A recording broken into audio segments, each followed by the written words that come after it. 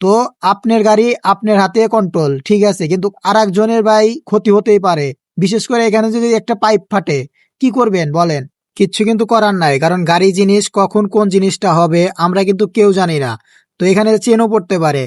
তো ভাই আপনার কাছে আমি যদি কিছু ভুল বলে থাকি মনে হয়, তাহলে ভাই ছোট ভাই হিসেবে ক্ষমার দৃষ্টিতে দেখবেন। আর ভাই আপনার কাছে একটা অনুরোধ রইলো, ভিডিওটা যদি দেখেন তাইলে ভাই এ সমস্ত ভাই ভিডিও কখনো সোশ্যাল মিডিয়াতে আপলোড করবেন না। আশা করি আপনি আমার কথাগুলা বুঝতে পারবেন।